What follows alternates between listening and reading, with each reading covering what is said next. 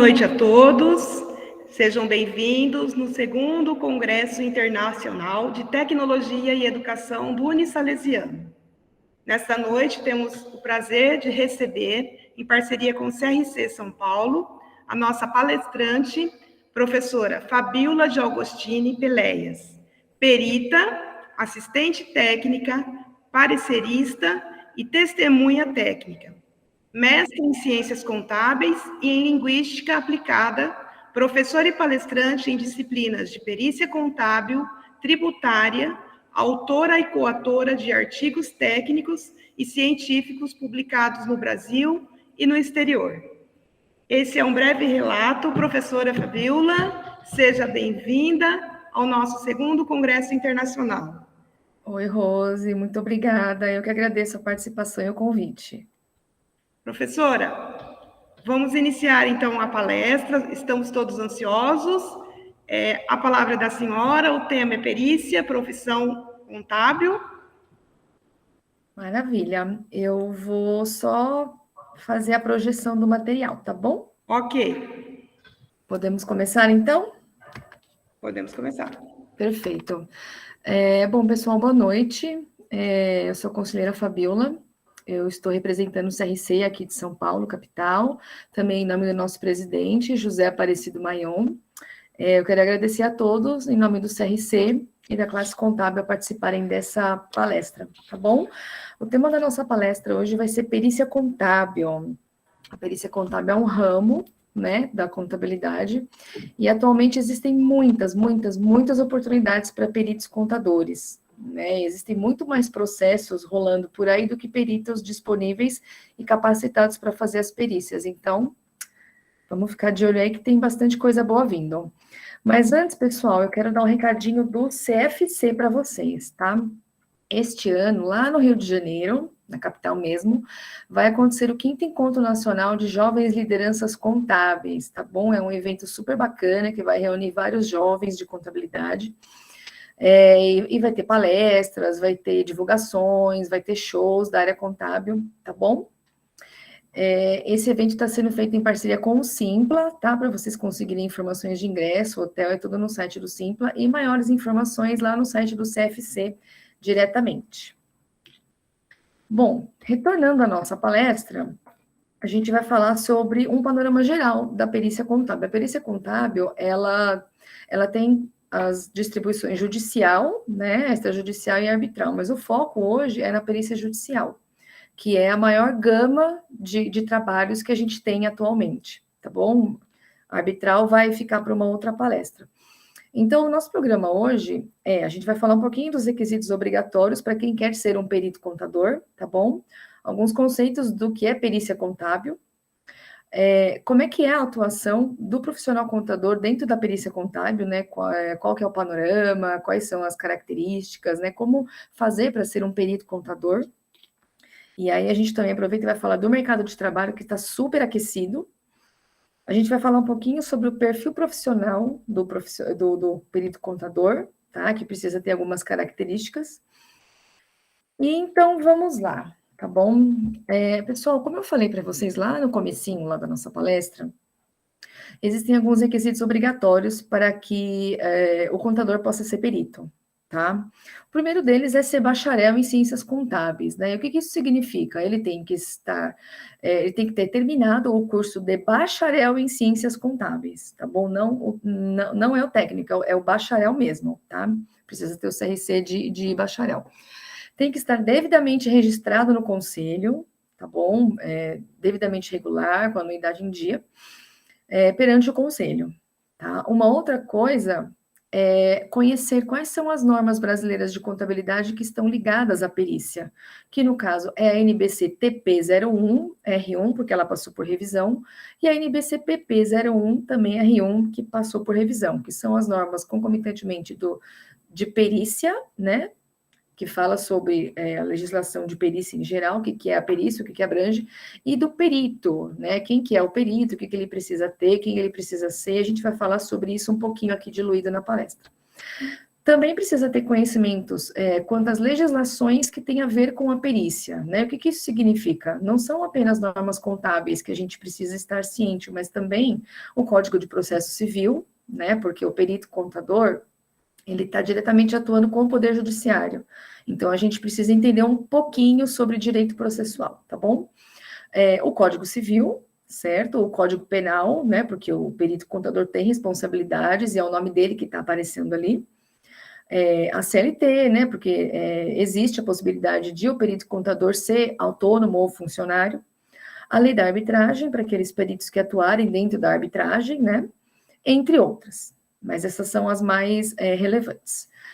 Outra coisa bastante importante é que o profissional que deseja ser perito precisa ter um conhecimento específico sobre o objeto da perícia a ser realizada, tá bom? A gente vai falar um pouquinho sobre principais demandas da perícia mais para frente.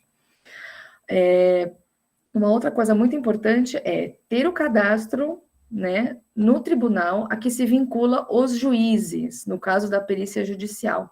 Qualquer auxiliar da justiça, né, e dentre eles o perito, né, considerado um auxiliar da justiça, precisa, antes de ser nomeado perito, fazer um cadastro, né? Lá no site dos tribunais a que se vinculam os juízes. Por exemplo, o Tribunal de Justiça de São Paulo é um deles, o Tribunal Federal é outro, trabalhista é outro, tá? Todas as esferas judiciais têm um cadastro para ser realizado de auxiliares da justiça. E é por meio disso que os juízes e os cartórios dentro dos fóruns vão ter acesso ao nome de vocês, tá bom? E tem um outro cadastro também, que é um cadastro do CFC, que se chama Cadastro Nacional de Peritos Contábeis. Ele foi criado por meio da resolução CFC 1502 de 2016, tá? Ele é um cadastro que foi feito pelo CFC, né, com o objetivo de tentar facilitar, né, a consulta dos peritos contábeis pelos juízes.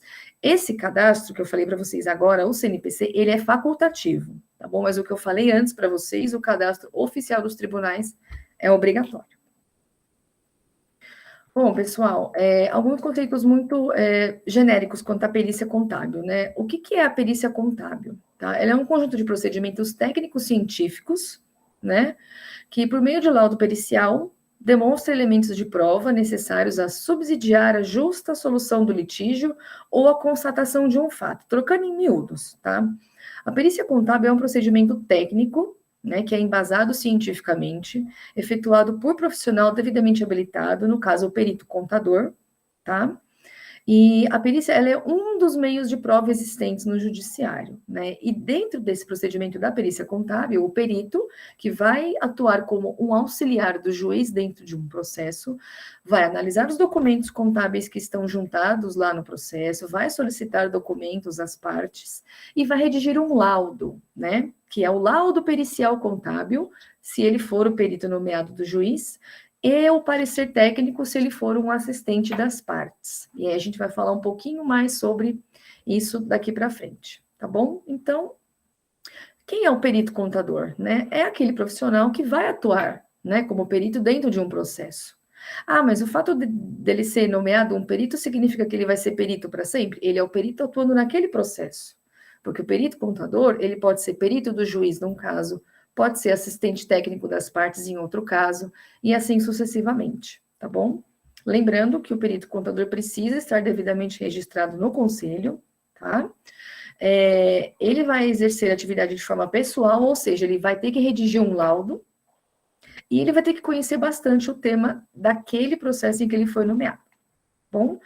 Eu falei um pouquinho do laudo pericial contábil para vocês, que é o resultado do trabalho do perito, sempre em forma de um laudo escrito, e esse laudo ele tem uma normativa própria, tá? Lá naquelas normas que eu falei para vocês, a NBCPP e a NBCTP, tem todas as características do que precisa conter dentro de um laudo, tá? E aí os peritos, eles têm o tipo de letra que eles gostam de usar, né, a classificação que eles colocam na introdução do trabalho deles, mas alguns itens são obrigatórios e podem ser localizados lá na norma, tá bom? Continuando aqui, como eu falei para vocês brevemente, a perícia contábil é é um tipo de prova admitida em juízo, né? Quando uma parte, uma pessoa, uma empresa, move uma ação contra uma outra pessoa ou uma outra empresa dentro de um processo, ela tem a prerrogativa de produzir provas, né, para que ela possa sustentar a sua verdade, né? Eu estou cobrando dinheiro de uma empresa que está me devendo. O que eu preciso para isso? Eu preciso juntar provas, né? Quais são essas provas, no caso? São provas contábeis, né? Notas fiscais, livros contábeis, enfim. Vocês vão ver que tem vários tipos de coisa que podem aparecer dentro de um processo. Mas a perícia contábil é só um dos tipos de prova, não é o único, né? Porque o que é uma prova? A prova, ela deriva do latim proba, né? Que tem a ver demonstrar, reconhecer, formar um juízo, evidenciar, verificar, confirmar, confrontar, comprovar, examinar o quê, né? A existência, a autenticidade, a veracidade de um fato ou de um ato, tá bom? Juridicamente, o que seria a prova? Tá? É o meio de convencer o juízo, no caso, o juiz de direito, tá? Que existe aquele fato que a parte está tentando provar, ou seja, seu juiz, eu estou entrando nesse processo aqui para provar a minha verdade, então eu vou produzir essas provas aqui, dentre as quais um laudo pericial contábil, se for pertinente, tá bom? Bom, existem vários meios de prova, né? De acordo com o Código de Processo Civil de 2015, os principais meios de provas admitidos nos processos judiciais são depoimento pessoal, né? Que está lá nessa seção aqui, dentro do Código de Processo Civil, eu não vou ficar lendo tudo, tá bom? A confissão também é um dos tipos de prova, exibição de documentos ou coisas, né? Que no caso também é importante para a perícia, porque o perito analisa documentos, tá? Isso é muito importante. Prova documental, né, que é o que geralmente é produzido pelas partes dentro de um processo. Documentos eletrônicos também são provas, né, como vídeos, prints de tela, WhatsApp, atualmente são admitidos também. Prova testemunhal, né, que é quando vai uma testemunha lá dar um depoimento. A prova pericial, que ela está prevista em lei, né, então tem uma normativa própria para perícia, e no caso, prova pericial é de qualquer área, tá, gente? Aqui eu não estou falando só da prova contábil. Existem provas periciais judiciais de N áreas, administrativa, econômica, médica, nutricional, informática, contábil e etc, tá bom? E a inspeção judicial também. Continuando, a gente vai falar da prova pericial, tá bom? Como eu disse para vocês, apenas sumarizando, ela é um dos meios de prova em juízo, tá? A ser realizada por especialista na área. Bom, pessoal, perícia, né? Por que perícia contábil, né? Por que perícia judicial? O que significa a palavra perícia? A palavra perícia, ela vem do latim peritia, e ela significa conhecimento adquirido pela experiência, habilidade, destreza, proficiência. O meu sócio, ele tem um bordão bem interessante que fala, quem é o perito, né? O perito é aquele que sabe. E se ele não sabe, ele vai dar um jeito de saber.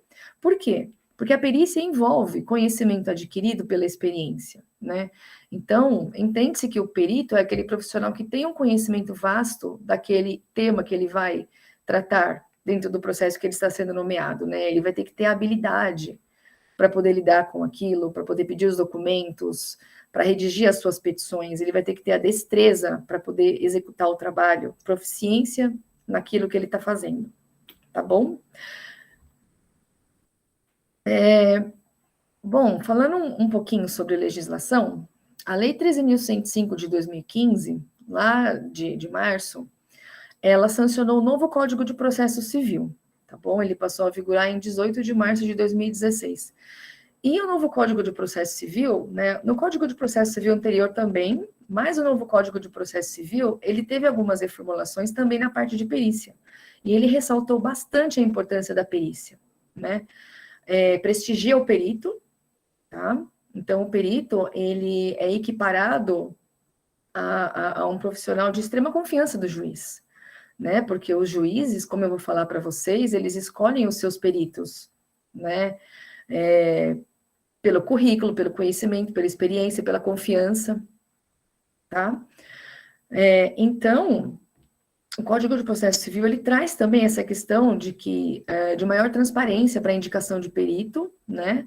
E reforça a necessidade do conhecimento técnico especializado, porque, afinal de contas, o perito, ele é um profissional técnico, né? Ele vai entrar no no processo, não para ficar falando juridiquês igual os advogados, né? Mas para falar a questão técnica. E para ele conseguir se dirigir a um juiz de forma técnica, para o juiz entender, tem que ser uma pessoa altamente capacitada, tá bom? Pessoal, eu trouxe aqui para vocês um organograma para mostrar mais ou menos o tanto de legislação que envolve a perícia contábil em si, tá? Então, a gente tem aqui, nesse quadradinho amarelo, os fundamentos legais da perícia e do perito contábil nas áreas judiciais e extrajudiciais. Como eu disse para vocês, a gente está no âmbito judicial, tá bom? Isso aqui é diferente na esfera arbitral. A gente tem a Lei 13.105, né, lá do Código de Processo Civil, que fala da perícia e do perito.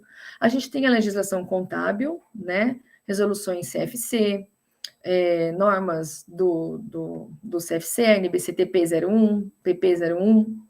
A gente tem os CPCs e os IFRS, que a gente também precisa observar como contadores, né?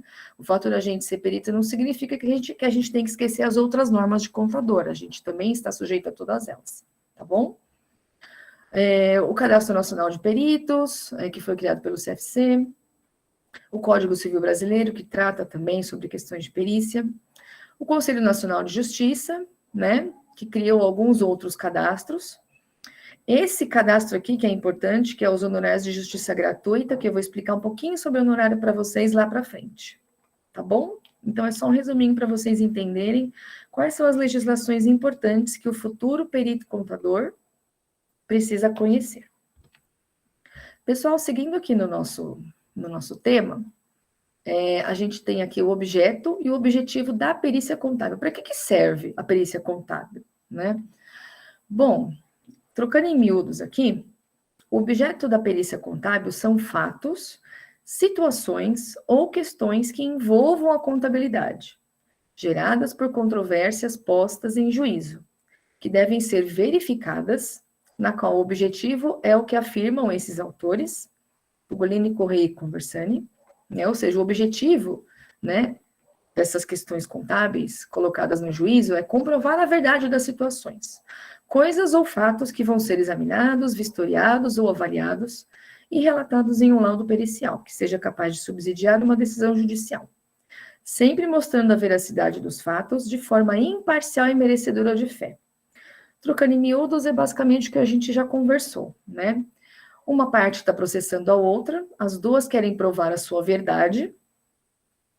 Pressupondo-se que haja nomeação de perito, as partes vão usar a perícia para provar a sua verdade, envolvendo questões contábeis as mais diversas, tá? Questões de cobrança de valores de notas fiscais em aberto, questões de impostos, tá? Que tem muito processo tributário, ações de reequilíbrio contratual, né? Que é quando as empresas fecham um contrato com a administração pública e precisam de uma verba maior porque tiveram muita despesa. Questões trabalhistas também tem bastante, tá bom? Então, vai ser examinar documentos contábeis, livros contábeis, notas fiscais, GIAs, SPED, PERDICOMP, documentos trabalhistas e etc. Tá bom? E isso aqui, pessoal, essa última frase é muito importante, ó. Sempre mostrar a veracidade dos fatos de forma imparcial e merecedora de fé. Vamos olhar para o perito judicial, o perito nomeado pelo juiz, que é o principal destaque de hoje. A gente vai falar do assistente, que é o particular, mas eu estou falando principalmente para vocês do perito judicial, né, que é onde começa a trilha. O perito judicial, nomeado pelo juiz, ele se equipara a um auxiliar do juiz, ele merece fé, tá? Mas ele precisa trabalhar de maneira imparcial, ou seja, ele vai entrar no processo para auxiliar o juiz que o nomeou. Ele não vai ficar dando interesse para uma parte ou para outra parte. Ele não vai defender nem a parte A, nem a parte B, nem a parte C, qualquer uma das partes que esteja dentro do processo, de forma alguma. Ele vai ser imparcial, neutro. Ele vai dar opinião técnica, tá? E isso é importante por quê? Porque quem vai julgar, quem vai fazer conjecturas jurídicas é o juiz. O perito não vai julgar ninguém, não vai colocar a culpa em ninguém, ele não vai dar a opinião pessoal dele, ele vai dar a opinião técnica dele com base nos documentos que ele vai analisar. Tudo bem? Então, vamos lá. Falando um pouquinho mais a fundo sobre a perícia contábil em si, tá bom? A função da perícia contábil, né, como eu falei para vocês, ela é fornecer elementos e subsídios técnicos que estão embasados em documentação fidedigna, tá? Para a convicção do juiz sobre a veracidade ou não das circunstâncias dos fatos alegados pelas partes. Ou seja, o perito vai analisar todo aquele calhamaço de documento que vai estar nos autos, porventura, documentos que ele vai solicitar para as partes, porque nem sempre dentro dos autos, quando eu falo é o processo, tá? Nem sempre dentro dos autos, o perito vai encontrar todos os documentos que ele precisa para redigir o laudo dele. Então, ele vai ter que pedir para as partes, e o perito pode pedir os documentos que ele achar necessário para as partes, desde que aqueles documentos tenham a ver com o que está sendo tratado na perícia, tá bom? Então, quem são os destinatários da prova? O juiz, né, primeiramente, que é o destinatário direto, é aquele que nomeou o perito, né? Ele nomeou o perito por quê? Porque ele precisa de uma pessoa especializada para analisar aqueles documentos, porque senão o juiz mesmo conseguiria analisar. E de forma indireta as partes, por quê? As partes podem pedir a perícia, tá? Então, é uma necessidade das partes. E mesmo as partes tendo pedido a perícia, o perito não favorece nenhuma delas, tá bom? Ele vai dar a sua opinião de forma neutra. Porque, como eu já falei, quem vai julgar o caso é o juiz. Continuando, um pouquinho mais a fundo sobre o perito. Pessoal, a NBCPP 01, a NBCPP 01R1, que fala sobre o perito contábil, ela traz lá no seu item 2 a descrição do perito, tá bom? O perito é o contador, detentor de conhecimento técnico e científico, regularmente cadastrado no Conselho Regional de Contabilidade e no Cadastro Nacional de Peritos Contábeis, que exerce a atividade pericial de forma pessoal ou por meio de órgão técnico ou científico. Pessoal, por que está grifado aqui, né, o Conselho Regional de Contabilidade, e por que tem também aqui a obrigatoriedade do Cadastro Nacional de Peritos Contábeis? Vamos lá. Como a gente já conversou, o perito contador, ele tem que ser bacharel em ciências contábeis e ele precisa ter o cadastro no CRC, tá? Porque o que acontece? Vez ou outra, tá? Aparece algum perito perdido numa perícia judicial contábil que não é contador, né? Isso no caso o perito do juiz. E aí as partes podem reclamar e pedir para substituir o perito. Bom, salvo casos em que o perito nomeado tiver uma equipe em que tenha um contador devidamente registrado, tá? Geralmente com marcas muito pequenas, por isso que a gente está trazendo isso para vocês também, para vocês verem a importância do perito contador, tá? As comarcas de cidades menores, elas têm muita demanda de peritos contadores nos fóruns, porque vez ou outra, né, volta e meia, são nomeados profissionais que não são contadores. Por quê? Porque não tem perito contador nas varas. Então, os juízes, às vezes, ficam meio sem opção. Então, olha aí a dica para vocês, tá bom? E outra coisa importante também é o perito contador, devidamente registrado no Conselho, ser cadastrado no Cadastro Nacional dos Peritos Contábeis, que é aquele cadastro do CFC que eu falei para vocês lá no começo, tá bom? Esse cadastro do CFC, ele ainda não está sendo obrigatório, tá? Para todo o Brasil. Contudo, tem algumas comarcas lá do sul do país que já estão exigindo, tá? Então, é importante também que seja feito esse cadastro nacional de peritos contábeis, tá bom? Vocês conseguem maiores informações sobre esse cadastro também lá no site do CFC, ok? Tem uma notinha aqui embaixo, tá? A realização das perícias contábeis, tanto judiciais como extrajudiciais é fora do ambiente da justiça, constitui atribuição privativa dos contadores habilitados, bem como o exercício do profissional como perito assistente e assistente técnico, tá? O assistente técnico que for contador, ele precisa ser devidamente registrado no Conselho Regional de Contabilidade também, tá bom? Vou tomar uma aguinha, gente, só um momento. Eu trouxe aqui uma nota para vocês a respeito do exercício ilegal da profissão, tá? O decreto-lei lá de 1946 traz o seguinte, né? O que é o exercício ilegal da profissão, tá? Por exemplo, os profissionais que desempenharem qualquer das funções especificadas na linha C do artigo 25 deste decreto aqui, sem possuírem devidamente legalizado o título a que se refere o artigo 26 desse decreto-lei, ou seja, sem ser profissional habilitado na área de atuação. e com devido registro no seu órgão de classe. Esses são os leigos, né? É chamado de exercício ilegal. E o CRC, por meio das suas câmeras de fiscalização, bate bem em cima quanto a essa questão do exercício legal. Por isso que a gente sempre traz para vocês a importância de, quando vocês estiverem para se formar, né, vocês fazerem o exame de suficiência e tirarem o registro, tá bom? Bom, pessoal, a atuação profissional em perícia contábil, tá? Dentro do judiciário, tá bom? Então, a gente tem um caminhozinho aqui, tá bom? Lá no judiciário, a gente tem o juiz, né, o juiz, magistrado, excelência, que está dentro dos fóruns espalhados pelo Brasil todo, tá? A gente tem fóruns cíveis, a gente tem fóruns regionais, a gente tem fóruns de fazenda, a gente tem fóruns trabalhistas, a gente vai falar um pouquinho dos fóruns daqui para frente. Mas o juiz, ele fica lá dentro dos fóruns, tá? O juiz, né, quando ele sentir necessidade dentro de um processo em que envolva questões contábeis, ele vai nomear um perito, no caso um perito contador, que vai ser chamado de perito do juízo, tá bom? É conhecido também como auxiliar do juiz.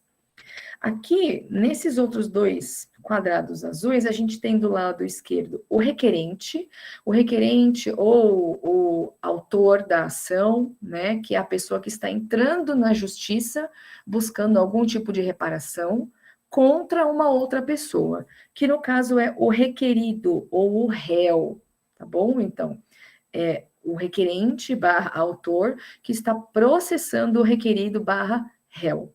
Tá? E essas figuras estão conectadas com o juiz, porque é o juiz que vai decidir o caso, tá bom?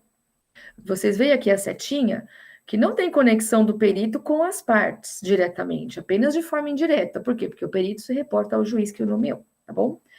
Voltando aqui para o requerente, que é o autor da ação, se for nomeado um perito do juiz, as partes têm o direito de acompanhar a perícia. O que é acompanhar a perícia, né?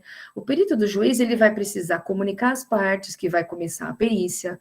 Porventura, ele vai pedir documentos, tá? Ele vai anunciar lá nos autos que ele vai começar os trabalhos. Muitas vezes, ele vai se comunicar com as partes para tirar dúvida de documento, pedir alguma coisa. Então, as partes, que no caso é autor e réu, requerente e requerido, podem também contratar um assistente técnico, que é o perito assistente técnico. Neste caso, é um profissional particular da parte. Vai ser contratado via contrato, tá? Tanto do autor, que é o requerente, quanto do requerido, tá bom? O assistente técnico, preferencialmente, né, a gente entende que ele deve ser contábil, tá bom? Mas há muitos assistentes técnicos de outras categorias profissionais. Por quê, pessoal? Diferentemente do perito do juiz, que tem que ser imparcial, ele não pode ter conexão com as partes, ele não pode ser amigo das partes, ele não pode ser amigo do juiz, ele tem que ser uma pessoa totalmente neutra, sem nenhum interesse dentro daquele processo. Estar lá apenas para dar sua opinião técnica. Os assistentes técnicos, eles não têm essa mesma imparcialidade. Por quê? Porque eles vão ser contratados do autor e do réu. Então, eles vão defender a parte que os contratou. Tá bom? Essa é a principal diferença do perito do juiz e dos assistentes técnicos. Ok? Isso é importante. Porque vocês vão lidar tanto com o poder judiciário, quanto com os seus clientes particulares. Então, vocês estão vendo que está aumentando o guarda-chuva, né? Tem muita oportunidade para trabalhar como perito. E falando nas oportunidades, elas já estão aqui. Oportunidades de atuação. Tá? Genericamente falando, em quais funções que o profissional da contabilidade pode contribuir com a justiça? Como eu já falei para vocês, perito do juízo, sendo nomeado pelo juiz, depois de preencher o cadastro dos tribunais, tendo CRC ativo, fazendo o cadastro nacional de peritos contábeis, tá bom? Ele vai ser nomeado pelo juiz, tá?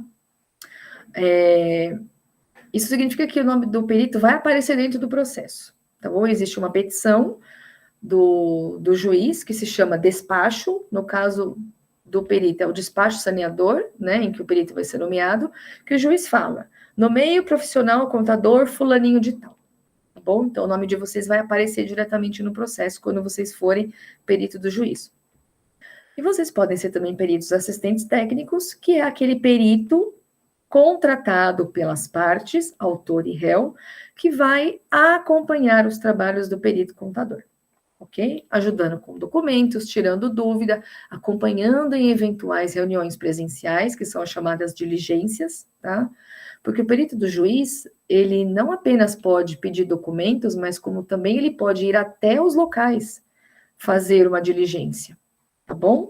Constatar algum fato, verificar processo produtivo. Às vezes as próprias partes pedem, o juiz determina que o perito vá até o local fazer uma inspeção, tá bom? Isso também pode acontecer, tá? Então, em trocando em miúdos, pessoal, o juiz nomeará perito especializado no objeto da perícia e vai fixar de imediato o prazo para a entrega do laudo. Vamos lá, o que isso significa? Quando o perito do juiz é nomeado, ele sabe que ele vai ter que fazer um laudo. Tá? Ele sabe que ele vai ter que analisar o processo, ele vai ter que ler o processo, ele vai ter que entender do que se trata, ele vai ter que verificar quais são os documentos que ele precisa, que já estão dentro do processo, e aqueles que não estão. Isso é o básico, tá? Contudo, o perito vai ter um prazo para entregar o laudo. Não é assim, eu vou nomear o perito e daqui a 10 anos ele entrega o laudo. Não é assim que funciona, tá? Em que pese haver processos em que as perícias demoram um pouco, porque a condução da perícia, ela não depende só do perito, tá, pessoal? Envolve o Poder Judiciário, os trâmites do Poder Judiciário, tá bom? Então, a ocorrência da perícia está sujeita ao curso do processo. Mas quando o perito é nomeado, ele tem um prazo para entregar o laudo, né? E esse prazo, ele tem a ver com a exibição dos documentos, tá? Então, assim, normalmente, quando eu digo normalmente, é porque em boa parte dos casos, quando o perito é nomeado, o juiz já fala, nomeado fulano de tal, devendo entregar o laudo em 30 dias. Nomeado fulano de tal, devendo entregar o laudo em 60 dias, tá? Quando o juiz não falar qual que é o prazo, subentende-se que é o prazo de 30 dias, sempre em dias úteis, tá bom? O CPC prevê dias úteis, então estão excluídos feriados, finais de semana e outros semelhantes. Contudo, como eu já falei para vocês, tem casos que são muito complexos, que demandam muita análise do perito, muitos documentos, às vezes mais de uma diligência. E quando eu digo diligência, não é só a visita ao local, né? A diligência também pode ser pedido de documentos, tá? Então, o nome diligência envolve a visita ao local, tá? Necessário para que se faça a perícia, ou pedido de documentos, tá? A gente tem um documento específico chamado termo de diligência, que é onde o perito vai listar todos os documentos que ele precisa e vai informar se ele vai fazer algum tipo de reunião presencial ou algum tipo de deslocamento para algum local, tá bom? Então, tem casos em que o perito precisa pedir prazo para o juiz, explicar para o juiz que o prazo que o juiz deu para entregar o laudo é muito curto, aí ele vai ter que explicar por quê, tá bom? Mas existe essa possibilidade de pedir prazo, sim, tá? Até porque não adianta de nada, gente. E isso é importante para quem está começando, tá? A gente que trabalha no mercado privado, a gente tem uma máxima que acaba perdurando normalmente, que vou mostrar serviço e entregar o meu trabalho no menor tempo possível. Não necessariamente isso se aplica dentro da perícia, tá? Porque de que adianta vocês cumprirem o prazo certinho e entregarem um trabalho mal feito? Vejam, eu não estou dizendo que não tem que cumprir o prazo, o perito tem que cumprir o prazo por lei. Só que o perito também tem que ser diligente o suficiente para perceber que se aquele prazo for curto, ele não vai conseguir entregar, ele tem que avisar o juiz. Porque, afinal de contas, ele é o assistente do juiz, ele é o auxiliar do juiz. Ele está lá também para conversar com o juiz se for necessário, tá bom? Vocês vão perceber ao longo do tempo, né, quando vocês entrarem na carreira de peritos, eu espero sinceramente que vocês entrem, porque é uma carreira maravilhosa, eu só tenho coisas boas para falar. Eu amo muito o que eu faço e eu sou suspeita para dizer. Então, vocês entrando como peritos, muitos de vocês vão ficar com um pouco de receio de tratar com o juiz. Mas o juiz, ele está dentro de uma salinha, ele tem um palanquezinho, que ele fica acima das pessoas. Tem, realmente tem. Quando vocês entram na sala do juiz, vocês vão ver que ele tem um palanquezinho como se fosse um degrau acima. Mas isso é tudo um papel que ele está cumprindo. Tá? Ele precisa cumprir aquele papel porque é assim que se convencionou o sistema judiciário. Mas o juiz não é uma pessoa inacessível, é uma pessoa que está lá, que precisa da ajuda do perito. porque senão ele não nomeava o perito. Então, se o perito precisa falar com o juiz, ele pode ir lá no fórum, bater na porta e entrar e falar com o juiz sem problema nenhum, tá bom? Assim como ele pode endereçar petições para o juiz e explicar para o juiz a situação. Olha, doutor, olha, excelência, esse prazo que o senhor deu, não vai dar para eu fazer o laudo, por causa de tal, de tal, de tal razão. Então, eu entendo que eu vou precisar de tantos dias, tá? Dificilmente o juiz vai cortar o prazo do perito, tá bom? Porque os juízes, eles entendem a complexidade de uma perícia, tá? Especialmente quando for bem fundamentado. Então, isso é importante vocês conhecerem, tá bom? Falando um pouquinho mais aqui sobre o perito do juízo, como eu já falei para vocês, ele é um auxiliar da justiça, tá? Ele está sujeito ao cadastro dos tribunais, é um profissional de confiança do magistrado, tá? E quando eu digo confiança, é confiança mesmo. Tem juízes que só nomeiam peritos que foram lá se apresentar. Tá? O que isso significa, pessoal?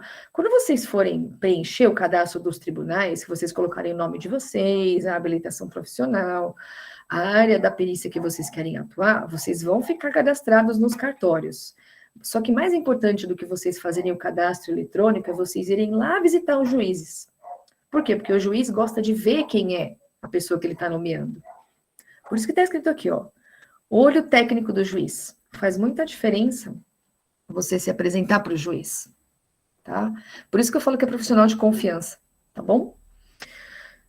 Com formação superior, nível universitário, né? Como eu falei para vocês, não pode ser técnico, tem que ser universitário, devidamente registrado no seu órgão de classe, que exerce atividade pericial de forma pessoal, devendo ser profundo conhecedor por suas qualidades e experiências da matéria periciada, tá bom? Quais são as qualidades específicas que se espera, tá, de um perito? A imparcialidade, como eu falei para vocês, a neutralidade, a confiança do juiz, tá bom? Porque o juiz ele vai se comunicar diretamente com o perito, tá, dentro dos autos. Ter a consciência de que você não está lá para julgar a ação, né? Você não vai pôr a culpa em ninguém. E você tem que ter habilidade para se comunicar, tanto de forma escrita, para que o juiz possa entender, porque assim, a gente que é contador, especialmente quem trabalhou muitos anos em empresa, que tem aquele jargão técnico de contador, precisa entender que a gente vai se reportar a um profissional de uma outra área, que é um juiz, que é da área de humanas, e que precisa do perito para entender as questões contábeis. Então, de nada vai adiantar a gente apresentar um laudo cheio de tabelas sem legenda, cheio de conta sem explicar o que significa aquela conta. Então, a gente tem que explicar os pormenores, tá? Saber escrever bem, saber falar bem, porque muitas vezes o perito vai precisar participar de uma audiência, tá? Muitas vezes o juiz vai chamar o perito para falar sobre o seu laudo numa audiência. Na judicial não ocorre tanto, pode ocorrer, na arbitral acontece bastante. Então, é importante a habilidade de comunicação, tá? Como eu já falei para vocês, a habilidade escrita e falada. Vocês vão precisar conversar com o juiz, e os juízes têm tratamento epistolar. O que é isso, Fabiola? Doutor, excelência, magistrado, e tem que manter esse tratamento, tá bom? Que é o que eu falei para vocês, o juiz desempenha um papel, então espera-se que ele seja chamado de doutor, excelência, magistrado, etc. Vocês vão ter que ligar com os cartorários. Quem são os cartorários? Dentro dos fóruns, além dos juízes, a gente tem lugares que são chamados cartórios. O que são os cartórios? É o cartório de votação? Não, não é o cartório de votação. O cartório que fica dentro do fórum é o cartório onde estão armazenados os processos, né? Sejam eles físicos ou digitais. Atualmente, a gente tem muitos processos digitais e muitos processos físicos estão em processo de digitalização. Ainda existem processos físicos, sim, mas os cartórios têm trabalhado com bastante afinco para que isso acabe logo. Porque é muito mais fácil para todo mundo, especialmente para a gente que é perito, trabalhar com processo digital. Por quê? Quando o perito é nomeado, ele vai precisar tomar conhecimento do processo. E como que ele consegue isso? Acessando o site dos tribunais, para pegar o processo digitalizado, ou indo até o fórum, se for um processo físico, para fazer a carga do processo, tá bom? E esses cartórios, né, eles têm os cartorários, que são os funcionários que trabalham dentro dos cartórios, né? O diretor do cartório, que é a pessoa que comanda tudo, lá dentro, os escreventes que vão atender os peritos, tá bom? As pessoas que vão mandar os e-mails para o perito, dizendo que o perito foi nomeado, que são as chamadas intimações, tá bom? A gente vai ter que lidar com os assistentes técnicos, né, que são os peritos contratados das partes. A gente vai ter que lidar com advogados, tá bom? E, eventualmente, com as partes, tá?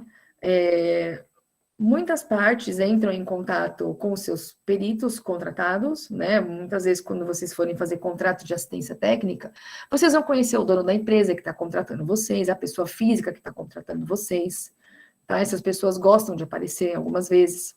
No processo judicial, normalmente a gente fala mais com assistente técnico e advogado, tá? Podendo também falar com as partes, eventualmente, mas mais comum é que isso aconteça na assistência técnica, tá bom? E a gente vai ter como clientes os próprios juízes, tá? De uma maneira imparcial. Agora, gente, falando um pouquinho do perito assistente ou assistente técnico, que é aquele profissional contratado diretamente das partes, tá? Ele é um profissional de confiança da parte. O que isso significa? Ele vai defender o interesse técnico da parte, porque quem defende o interesse jurídico é o advogado, tá bom? Ele é um sujeito parcial do processo, como eu já falei para vocês, ele vai defender a parte que o contratou, porque ele é auxiliar técnico da parte.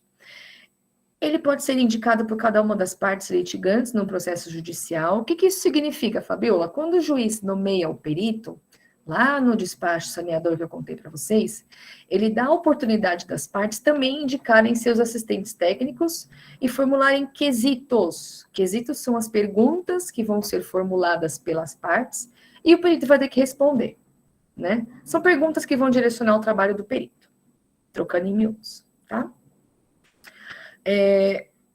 O perito assistente, pessoal, ele é muito importante para instaurar o contraditório sobre a matéria técnica. O que isso significa? Um processo que tem assistentes técnicos juntamente com o perito, ele vai trazer bastante essa questão do contraditório. O que é o contraditório? Né? É uma parte brigando com a outra.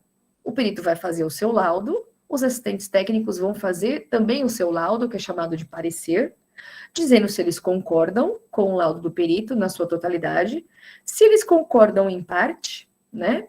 Ou se eles discordam totalmente. E é aí que vem o contraditório. Por quê? Porque eles vão falar se eles concordam ou não e vai voltar para o perito rebater, ou ajustar, ou retificar. Então, é isso que significa o contraditório sobre a matéria técnica, tá?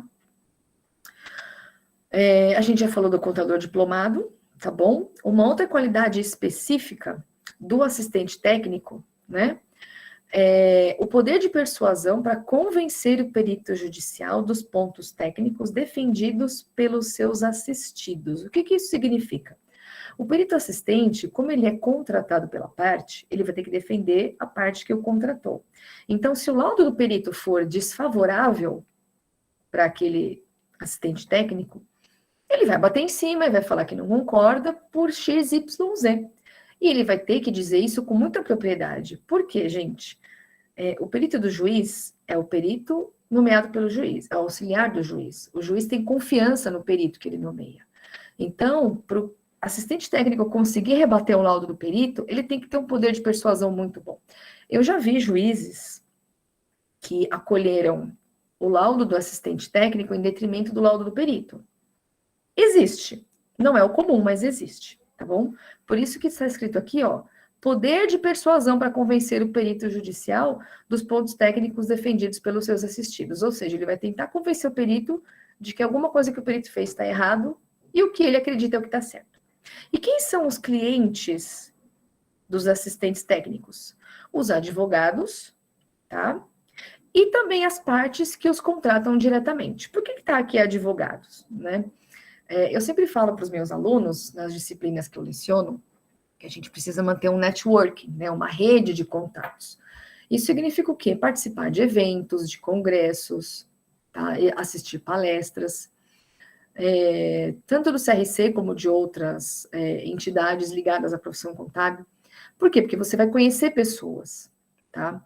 Conhecendo pessoas, você vai aumentar a sua gama de conhecimento, de pessoas que você vai ter contato, você vai conhecer advogados. Existem muitos advogados que frequentam esses eventos, tá?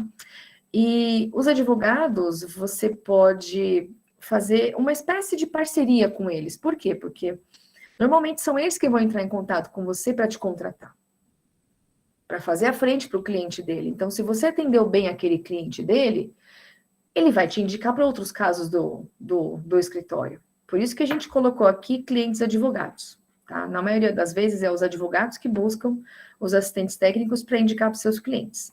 E algumas vezes também os próprios donos das empresas, as pessoas físicas também fazem a consulta, tá bom? Pessoal, o perito contador, quando ele é nomeado, ele tem alguns direitos. Ele não é obrigado a aceitar todas as nomeações que vêm para ele, tá bom? Até porque, como eu disse para vocês, não tem perito suficiente para o tanto de perícia que tem para fazer por aí. Então, o perito, ele tem alguns direitos, também tem deveres, mas a gente vai falar um pouquinho dos direitos legais e profissionais do perito e do juiz, tá bom? De acordo com o novo CPC, o perito pode se excusar do cargo por motivo legítimo. Fabiola, socorro, o que é isso? Ele pode dizer que ele não quer ser perito naquele caso. Isso significa que ele pode se excusar, tá bom? Ele pode recorrer às fontes de informação, solicitando documentos que estejam em poder da parte ou em repartições públicas. O que isso significa? Que ele pode solicitar um documento que ele achar necessário para fazer a perícia, estando esse documento com a parte ou em alguma repartição pública ou em poder de terceiros, tá? Mas aí ele vai ter que consultar o juiz sobre eventual ofício a esses outros órgãos, quando não está em poder da parte, porque é um pouquinho mais difícil de conseguir, desde que tenha a ver com o objeto da perícia, tá?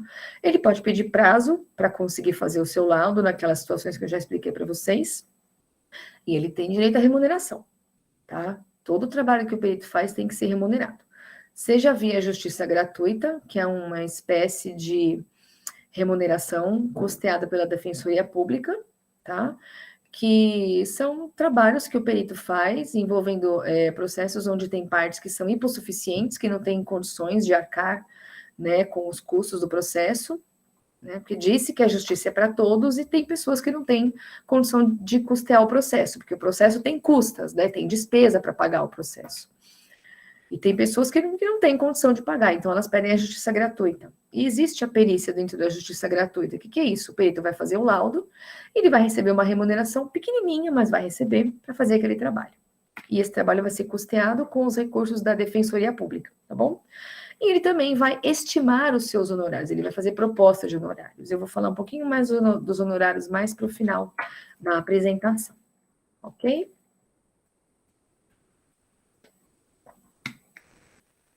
Bom, o perito não só tem direitos, como ele também tem algumas responsabilidades, tá? Porque, afinal de contas, é um cargo de bastante confiança que ele tem em relação ao juiz. O perito, ele precisa atuar com imparcialidade, já falamos exaustivamente disso, com honestidade, né? Ele tem que dizer a verdade dos fatos, de acordo com aquilo que ele analisou. Ele tem que ser independente, né? Ou seja, ele não tem ligação com nenhuma das partes. Tem que ter responsabilidade de fazer um trabalho bem feito, bem fundamentado, de acordo com os documentos que ele analisou ou os locais que ele foi visitar. Tem que ter diligência, né? Tem que ter responsabilidade, diligência, tem que ter zelo. O que zelo significa? Não só zelo pelo trabalho que ele está fazendo, mas ele tem que zelar também pelos documentos que estiverem em seu poder, né? Porque o perito, muitas vezes, ele vai receber documentos físicos das partes, né? Tem empresas que têm processos antigos e, às vezes, precisam entregar os livros contábeis físicos, que não tinham SPED. Então, muitas vezes, o perito vai ter que empilhar os livros lá no escritório dele ou na casa dele, se ele fizer em casa, e vai ter que zelar por isso, né? Ele vai ter que dar conta desses livros depois para poder devolver para as partes. Sigilo, tá? Ele não pode sair por aí divulgando as informações das partes, especialmente se for um processo em segredo de justiça, tá bom? Idoneidade, tá bom? Tem que ter seriedade nos trabalhos que lhe são designados, tá? Por quê? Porque ele vai responder em várias searas pelos atos errôneos que cometer, com multas, indenização, inabilitação. A inabilitação é ficar um período de castigo, né? ficar um período sem poder exercer a profissão, nos termos do artigo 158 do Código de Processo Civil de 2015, tá bom? Quais são essas punições às quais o perito está sujeito em relação a essas responsabilidades? Se ele faltar com alguma dessas responsabilidades aqui, ele pode ser responsabilizado civilmente, em questão de multas e indenização, criminalmente, pode ser aberto um processo criminal contra ele, tá? Responsabilidade ética perante o conselho, pode ser feita denúncia perante o conselho, responsabilidade profissional, social e moral, tá? Que tem a ver também com a questão ética, profissional. Tudo bem? Então, como eu falei para vocês, mesmo sendo peritos contadores, nós estamos sujeitos ao código de ética, tá? Então, nós temos sempre que prezar por essa questão ética, moral. Tudo bem? Olha só, gente, eu falei para vocês da questão da inabilitação, né? Que é ficar um período de castigo. O artigo 158 lá do Código de Processo Civil diz que o perito que por dolo ou culpa, dolo, né, quando ele teve a intenção ou culpa, que ele fez, não necessariamente com intenção, mas aconteceu, prestar informações inverídicas, responderá pelos prejuízos que causara a parte, e quando se diz a parte, é o processo, o juiz, etc., e ficará inabilitado, ou seja, de castigo, ele vai ficar inabilitado para atuar em outras perícias no prazo de 2 a 5 anos. Independentemente das demais sanções previstas em lei, devendo o juiz comunicar o fato ao respectivo órgão de classe para adoção de medidas que entender cabíveis. Pessoal, em 9 anos de carreira como perita, eu só vi um único processo, né, em que um perito foi decretado inabilitado. É muito difícil acontecer, tá? Mas acontece. Tá bom? E é complicado porque ele não pode exercer perícia durante 2 a 5 anos.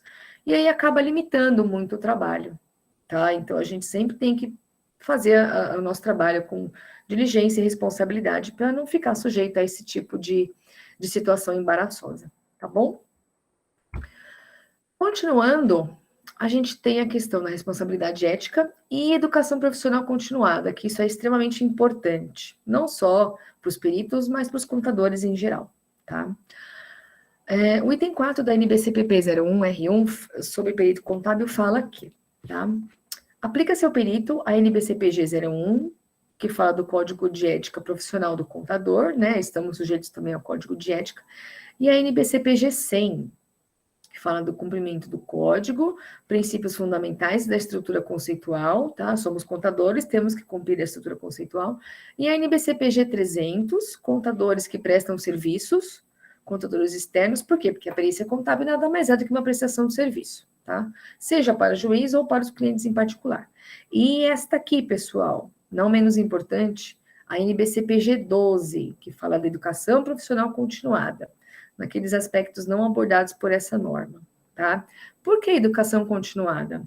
Pessoal, nós somos contadores, tá? Muitos de nós trabalham em escritório, trabalham com auditoria, vamos ser peritos, e a gente está sujeito à educação continuada. Por quê?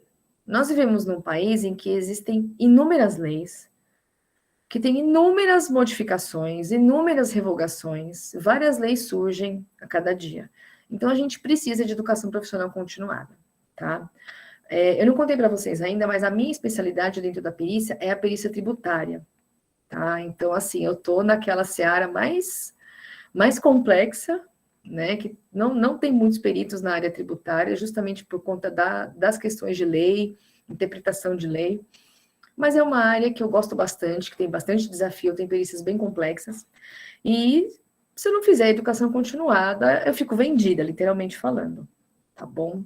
Então, a educação profissional continuada, ela é importante não apenas porque a gente tem que cumprir, não só porque a gente tem a obrigação de cumprir, mas porque a gente precisa se atualizar para o nosso dia a dia. Você já pensou, gente, que vergonha a gente está fazendo uma perícia e se basear numa legislação que foi revogada? Complicado, né? Então, a importância da educação profissional continuada sempre, sempre, sempre. Tá bom?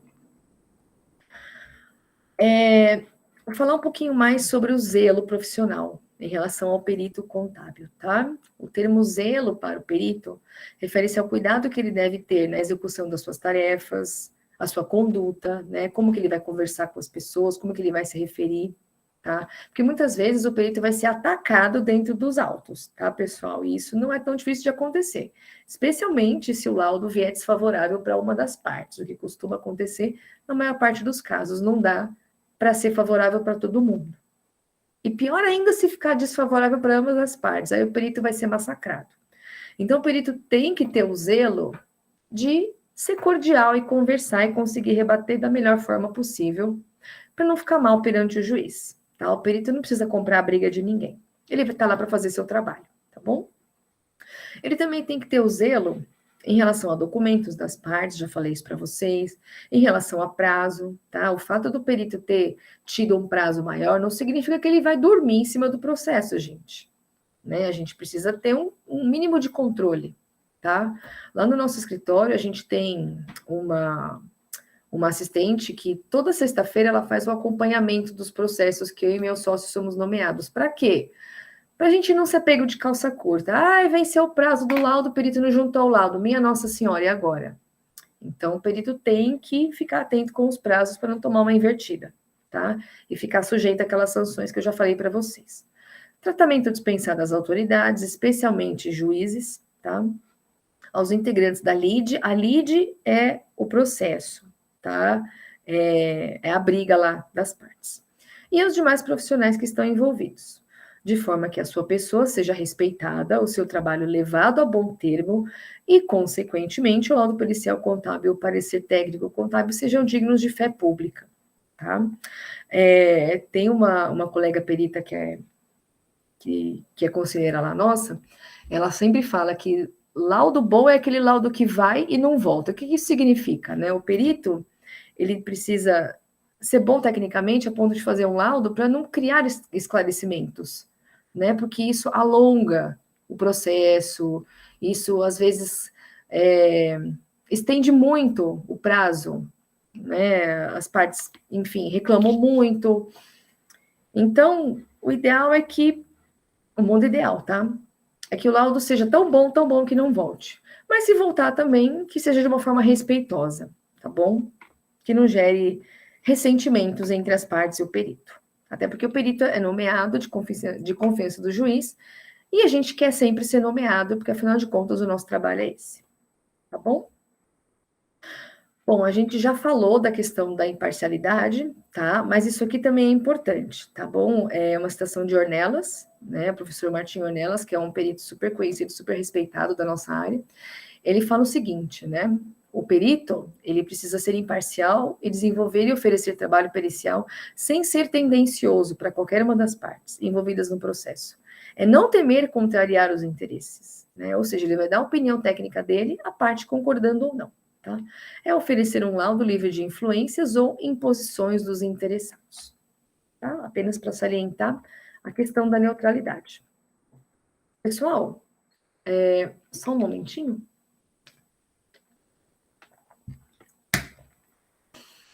Lembra que lá no comecinho da palestra eu falei para vocês que o mercado de trabalho está bem aquecido da perícia? E isso não é de hoje, tá? Já de muito tempo que existem muito mais processos para serem feitas perícias do que profissionais peritos habilitados e competentes para fazer. Tá? Isso aqui é uma pesquisa do Conselho Nacional de Justiça, tá? Pessoal, essa é a quantidade de casos de processos judiciais pendentes de julgamento que envolvam ou não perícia do final do ano de 2020, tá? Como é que é esse gráfico aqui? Aqui é a evolução dos anos, tá? Vocês viram que foi crescendo, né? Lá em 2009, começou em 60,7 milhões, aqui são milhões, tá? E foi evoluindo, foi subindo, subindo, subindo, subindo, subindo. Caiu um pouquinho, mas ainda tá alto, tá bom? De casos pendentes, tá? Lá em 2015, foi feito um levantamento de casos suspensos, que pode ser que ocorra ou não perícia, que é esse tracejadozinho vermelho, e processos que foram reativados, tá? Que estavam suspensos e foram reativados, que é essa setinha verde aqui. Então, vocês veem, ó, gente, milhões, milhões, milhões. Lá no final de 2020, ano da pandemia, em que pese a pandemia, o judiciário não parou de trabalhar. Muito pelo contrário, só cresceu, cresceu, cresceu, cresceu, cresceu, cresceu, cresceu, cresceu. E novas questões que a pandemia trouxe, trabalho remoto, questões de legislação, questão de imposto. Vixe, Maria, o que isso está trazendo de perícia, vocês não fazem ideia, tá? Então, assim, pessoal, eu estou falando isso por causa própria, tá? Experiência de causa, conhecimento do mercado, os meus colegas peritos falam a mesma coisa. Os peritos estão assoberbados, né? Tem gente que liga lá pedindo proposta, a gente declina, ou a gente indica algum outro colega porque a gente não consegue fazer. Porque a gente não dá conta, tá? Tem nomeação que a gente recusa porque a gente não dá conta de fazer. Então, tá faltando perito, tá? Perito bom, perito competente. Fica a dica, tá bom? Pessoal, ampliando um pouquinho mais o mercado de trabalho do profissional contador dentro da perícia contábil na esfera judicial, tá? O perito pode ser profissional liberal, ele pode trabalhar de forma autônoma, tá?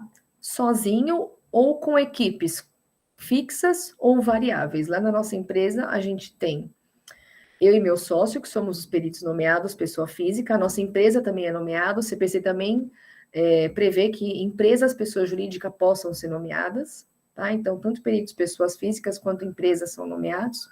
Embora a gente ainda veja a maior parte de peritos pessoa física, justamente pela questão da confiança. Assistente técnico também é autônomo, tá? Sendo pessoa física ou pessoa jurídica. A gente tem equipes internas, né? Funcionários contratados, e a gente tem parceiros freelancers que trabalham por projeto. Então, a gente trabalha com equipes maiores ou menores, multidisciplinares ou não, dependendo do caso. Muitas vezes existem perícias multidisciplinares. O que isso significa, Fabiola? Às vezes um processo precisa de uma perícia contábil e econômica, contábil e ambiental, contábil e econômico-financeira, que exige a participação de mais de um profissional. Nesse caso, vai ser nomeado mais de um perito e vai ser formada uma equipe, tá? Pode acontecer também. Como eu falei para vocês, também tem a sociedade profissional, né, que são as empresas que trabalham tanto com assistência técnica quanto como perícia judicial. Lá na nossa empresa, por exemplo, a gente faz perícia judicial, a gente faz assistência técnica, a gente trabalha como pareceristas, que é um outro tipo de habilitação profissional. A gente trabalha em arbitragens, tá bom? A gente dá assessoria, a gente dá consultorias, tudo dentro da área de perícia. Também existe um cargo público para perito contador, tá? Que precisa prestar concurso. É o perito criminal, dentro da Polícia Federal e Estadual, tá? O perito criminal, ele tem status de delegado lá na Polícia Federal. É um concurso bem concorrido, não é sempre que abre, tá? Tem um salário bem interessante. Eu não lembro quando foi a última vez que abriu, precisa ficar de olho. Mas para quem gosta de carreira pública, existe essa possibilidade aqui também, tá bom? Pessoal, olha só. Lembra que lá no comecinho da palestra eu falei para vocês que existem ações envolvendo impostos, cobrança, trabalhista, etc. É isso aqui, ó. Dentro da esfera judicial, né, que é o perito judicial, o assistente técnico, existem todas essas instâncias, né, em que o perito pode fazer uma perícia. Nas varas cíveis estaduais, né, que são as varas cíveis que têm a ver com os estados e prefeituras, tá bom?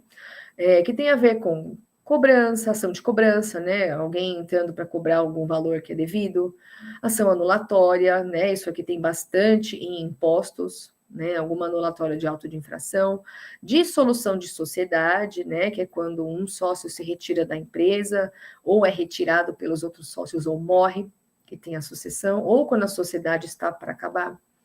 Apuração de haveres, né, que tem a ver com a solução de sociedade, fundo de comércio, que também tem a ver com a solução de sociedade, danos emergentes, lucros cessantes, embargos à execução, tá? Eu não vou conseguir falar sobre tudo isso, mas vocês estão vendo que a gama é bem ampla, tá? Indenizações, tá? Revisional de banco, gente, questão de financiamento bancário, de casa, de carro, tem muita ação sobre revisional.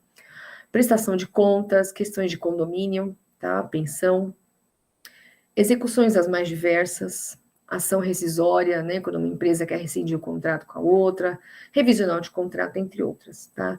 Várias de falência e recuperação judicial. Quando as empresas estão para falir, pedem recuperação judicial, tá? Recuperação judicial preventiva, suspensiva é o tipo de recuperação judicial. Falências, como são tratadas as dívidas da massa falida, que é a empresa que pediu falência, como que ela vai conseguir se reequilibrar para poder pagar todos os seus clientes. Várias de família, tá? Também tem. Avaliações patrimoniais, né? Como que se avalia um patrimônio? Inventário, né? Quando há a morte. Avaliação de pensão, tem bastante. Prestação de conta de inventariante, no caso de inventários por morte. Prestação de contas em geral em questões de família, tá? Alimentandos, etc. Várias de fazenda pública estadual e municipal, que é onde eu atuo, tá? Perícias envolvendo tributos estaduais e municipais, como ICMS, ISS, IPTU e ITBI, tá? Na Justiça Federal, que pode ter tanto execuções fiscais, que daí é imposto também, envolvendo INSS, FGTS, imposto de renda, tributos federais em geral, revisão do sistema financeiro de habilitação, ações que envolvem a União, a Caixa Econômica Federal, etc., é nos fóruns de Justiça Federal, tá? Tanto civil quanto execução fiscal. Várias de Justiça do Trabalho, tem muita perícia em trabalhista. Indenizatórias em geral, tá? Envolvendo empregados e empregadores, e várias criminais também na função de funcionário público, tá? Crimes contra a ordem econômica e tributária, fraudes, vícios contábeis, crimes falimentares, lavagem de dinheiro e sonegação. Pessoal, isso aqui não é exaustivo, tem muito mais coisa. Eu só trouxe aqui para vocês um resumo, e ele já é bem completo e bem complexo, para vocês verem o tanto de oportunidade que tem aí para vocês, tá bom? Esfera extrajudicial. O que é extrajudicial? Fora do ambiente do judiciário. Tá? Como eu falei para vocês, a gente também tem perícias fora do ambiente da justiça. E quais são elas? Perícias arbitrais, tá? Que é um tipo de procedimento particular, né? Que é contratado pelas partes, elas entram num acordo lá, no próprio contrato que elas têm entre elas têm uma cláusula que diz que qualquer conflito vai ser resolvido por meio de arbitragem. Tá bom? Existe o perito, né, que atua dentro da arbitragem, também tem o assistente técnico, tem a testemunha técnica, que é uma outra figura que aparece dentro da arbitragem, tá bom? Quem tiver interesse pode pesquisar um pouquinho mais, porque não é o objeto da nossa palestra hoje, tá bom? Institutos de mediação, tá? Mediação e conciliação, pode existir também perícia, assistente técnico, testemunha técnica, tá? Os peritos também podem trabalhar na função de mediadores e conciliadores, também existe essa prerrogativa. Contratações particulares, né? Para trabalhos específicos, né? Você pode ser contratado para fazer a avaliação de uma empresa, tá? Para fazer uma detecção de fraude, a gente já foi contratado para fazer esse tipo de trabalho. Cálculos financeiros, para instruir uma ação que ainda não existe, isso tem bastante, tá? E, gente, olha só, empresas de auditoria e organizações contábeis, né? Muitas empresas de auditoria, elas têm departamentos próprios que são voltados para a perícia, tá? Também tratam de auditoria forense, detecção de fraude. Organizações contábeis, M&A, o que é isso aqui? Merging and Acquisition, traduzindo, processos de fusão e aquisição de empresas, tá? Quando uma empresa se funde com a outra, por exemplo, né, quando aconteceu lá a fusão do Itaú Unibanco, foi uma fusão, ou uma aquisição, quando uma empresa compra a outra, tá bom? A gente também pode atuar nesse tipo de trabalho, emitindo pareceres, como é que está o patrimônio da empresa, tem algum problema que a gente viu, e etc, tá bom? Pessoal, olha só, algumas considerações sobre o perfil profissional, tá? No geral. O que se espera de um perito contador? Proatividade, tá? Por quê? Porque, especialmente quando ele é autônomo, ele vai ter que ir atrás das nomeações dele. O juiz, se você não fizer o seu cadastro, se você não for se apresentar para o juiz, ele não vai saber que você existe, tá? Não vai adiantar você ficar sentado lá na sua mesa esperando que as nomeações cheguem se você não fizer nada. Então, você precisa ter a proatividade para ir atrás, tá bom? Participar de eventos, conhecer pessoas, fazer sua rede de contato. Porque Os peritos entre si se indicam também, tá? Não é só o networking de vocês buscarem clientes. Os próprios peritos entre si indicam uns aos outros, tá bom? Isso é muito interessante. Liderança, por quê? Muitas vezes você vai ter equipes, né? Você vai precisar liderar as equipes, você vai ter que delegar tarefas para suas equipes, tá bom? Você vai ter que ter muita persistência, tá? Porque pode ser que no começo você demore para ter nomeações, para não desistir no meio do caminho. Você vai ter que ter resiliência quando você apanhar das partes, se o seu laudo não for favorável. Mas ninguém morre, tá, gente? Ter conhecimento técnico-científico e habilidades de pesquisa e obtenção de dados. Por quê? Porque muitas vezes você vai ser nomeado para uma determinada ação. Por exemplo, a minha especialidade é perícia tributária, na esfera estadual e municipal. Tá? Mas tem algumas ações que são tão complexas que não tem como eu saber tudo. Aliás, ninguém consegue saber tudo. Então, a gente precisa saber onde pesquisar, o que pesquisar. E se não souber, pergunta para os pares. Tem muitos peritos experientes que ajudam os pares. Os pares são os nossos colegas peritos, né? Que a nossa categoria não enxerga os peritos como concorrentes, mas como parceiros, que uns ajudam os outros, tá bom? Ter habilidade de pesquisa. Habilidade de comunicação, como a gente já falou lá atrás, né? Para conversar com as partes, com os juízes, os cartórios, etc. Ser comedido, discreto, prudente, já expliquei por quê. Não ficar comprando a briga dos outros, especialmente se o laudo voltar para esclarecimento. Não entrar na briga das partes, tá? Ter bom senso, né? Ter discernimento, comprometimento. Se você assumiu uma nomeação, faz o seu trabalho, tá? Não adianta você dizer que aceita e depois desistir no meio do caminho, a não ser que você fique doente, tá? Usar estilo apropriado e técnico com clareza e objetividade, isso que a gente consegue uma boa base lendo as normas, tá bom? Disposição para a educação continuada sempre, tá? Como eu já expliquei para vocês também, tá bom? Uma dica que eu dou para vocês que estão começando é: mas eu comecei agora, eu não sei como escrever um laudo, eu não sei o que eu coloco, eu não sei como responder um quesito, o que eu faço? Conversem com seus pares, com peritos experientes, tá? Vejam a possibilidade de pedir um modelo de laudo, tá bom? Participem de eventos sobre perícia, o CRC faz N eventos sobre perícia, tá? Lá no site do CRC vocês conseguem ver a agenda de eventos. É uma rede bem interessante, tá bom? Então, vocês sempre vão ter algum subsídio para auxiliá-los. E, pessoal, dicas importantes, tá? Vocês devem se preparar. Antes disso, eu vou até tomar uma aguinha, porque isso é bastante relevante. Bom, a educação continuada eu já falei, então eu vou falar sobre a tecnologia, tá, pessoal? Estamos em 2022, né? Passamos por uma pandemia. Muitas pessoas se viram perdidas, porque tiveram que trabalhar de casa, muitas pessoas não estavam preparadas, tá?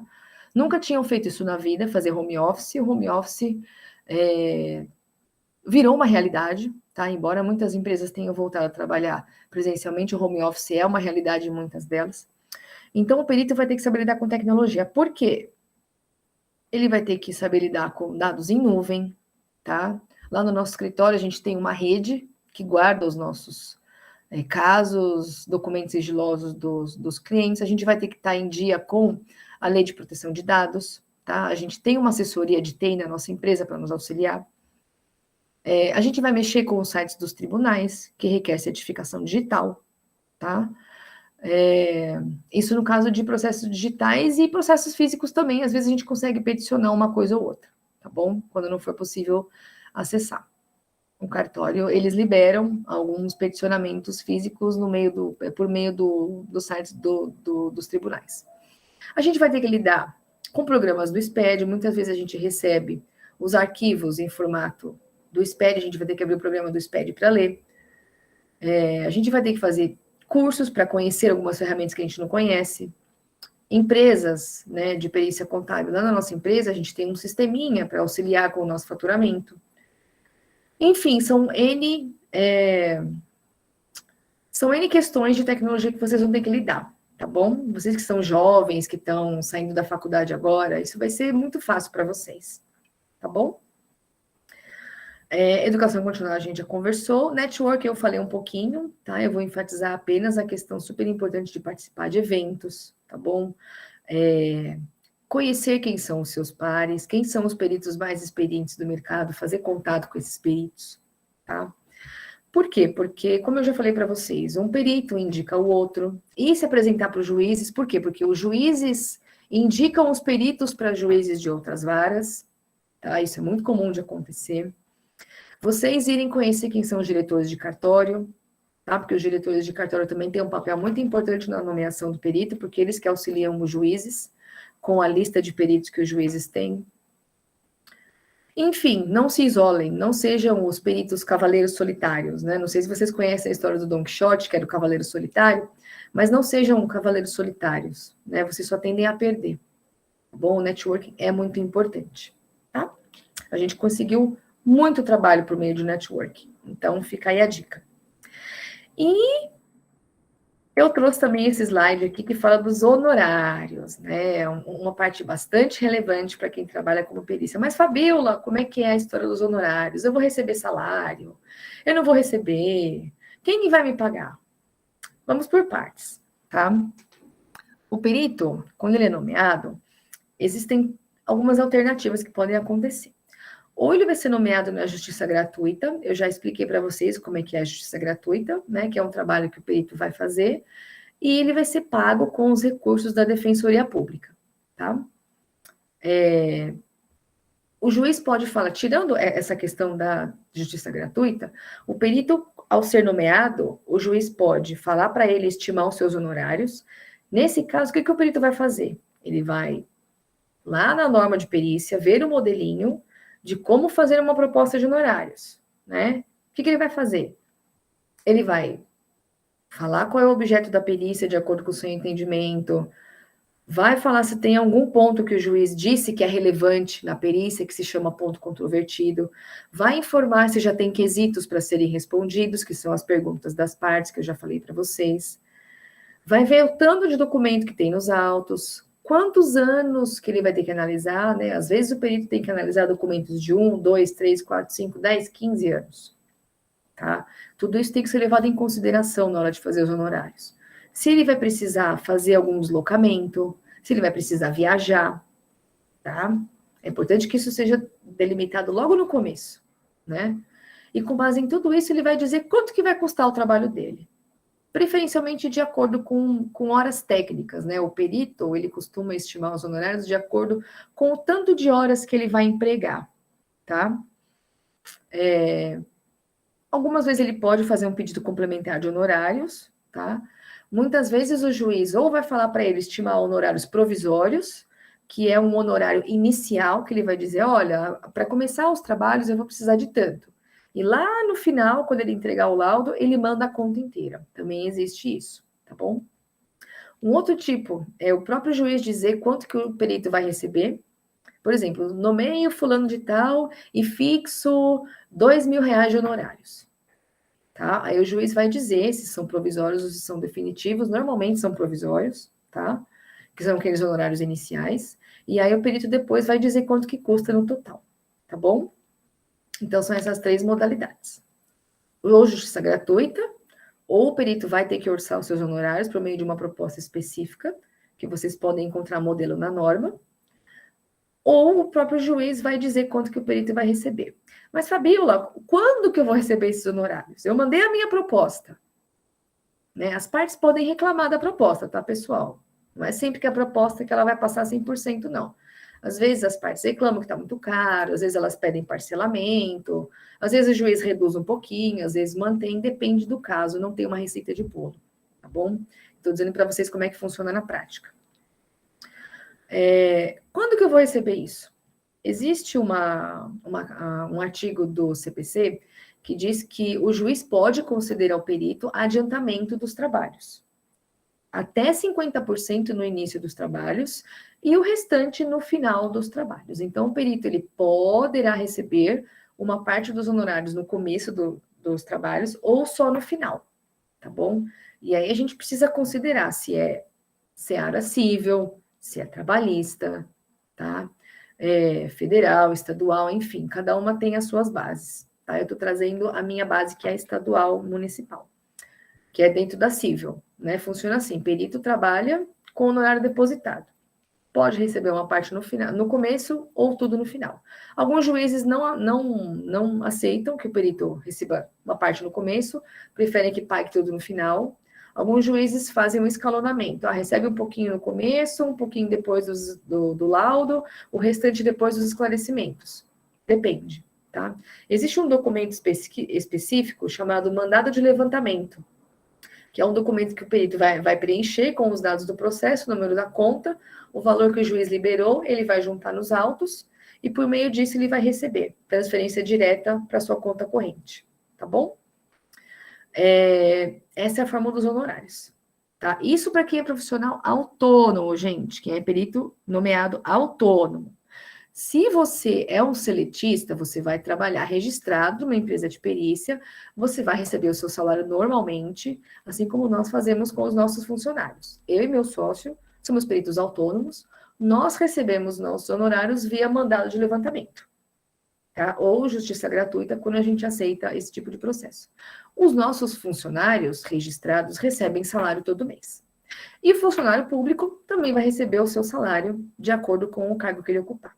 Tá bom? Então, é assim que vai funcionar.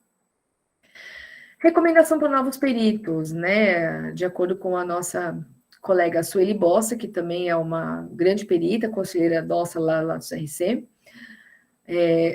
não devem começar a fazer perícia sem conhecer profundamente quais são as funções e atribuições de um perito contábil, as normas técnicas, a legislação regulamentar, né? Artigos do CPC relacionados com a prova pericial, perito, dentre outras legislações e regulamentações pertinentes aos objetos e fatos discutidos nos autos, tá? Então, assim, pessoal, vocês que estão terminando a faculdade agora, muito provavelmente alguns de vocês vão ter ou já tiveram a disciplina de perícia contábil. Eu terminei a faculdade, tirei meu CRC, posso começar a fazer perícia? Até pode, mas você vai apanhar um pouquinho. Por quê? Porque não basta só você ser contador formado e registrado, você precisa conhecer o que é a perícia contábil, para que serve, né? Quais são as legislações, quem são as pessoas que transitam lá dentro. Então, a minha dica é, novamente, assistam as palestras sobre perícia que o CRC está veiculando. Tem muitas palestras online, tá? Muitas delas são sala fechada, mas tem algumas que estão liberadas no YouTube. Vocês podem assistir como estudantes, tá? E aqui eu vou falar um pouquinho sobre o cadastro de vocês no CRC. Lá no site do CRC, vocês podem se cadastrar, tá? Como estudantes. O que isso significa? Vocês podem participar das atividades do CRC mesmo sendo estudantes, tá bom? Basta acessar o site do CRC. E o que eu também recomendo para vocês é buscar conhecimento, aparecer mesmo, buscar peritos para conversar, às vezes tentar um estágio, uma visita a um escritório de perícia, tá bom? Para vocês conhecerem do que se trata a área, até vocês conseguirem pegar bastante confiança e conseguir as nomeações. E para finalizar, pessoal, vamos refletir, tá? Então, qual que é a trajetória profissional a ser trilhada para exercer a função do perito contábil? Já falei da formação acadêmica, que vocês precisam ser contadores formados, prestar o exame de suficiência para ter o registro profissional, tá? E aí, uma dica para vocês, estudantes, dentro do site do CRC, vocês também podem testar os seus conhecimentos, tá? Fazendo o teste seus conhecimentos, tá? Porque quando vocês forem prestar o exame de suficiência, vocês têm essa oportunidade dentro do site do CRC, tá bom? O exame de qualificação, tá? O Cadastro Nacional de Peritos Contábeis, a educação continuada, que eu já falei para vocês, interação com os colegas, que é o network super importante, marketing pessoal, né? Vocês se apresentarem para os juízes, enfim, buscarem os seus clientes, e aprendizagem contínua. Bom, aqui as nossas referências bibliográficas. E se vocês tiverem dúvidas, tá? Vocês têm o Fale Conosco lá do CRC, tá? O CRC é totalmente disponível. A gente tem apoio e suporte para vocês que também são estudantes, tá bom? Disponível lá no portal do CRC, crcsp.org.br. E é isso. Eu vou parar o compartilhamento da tela aqui. Ok.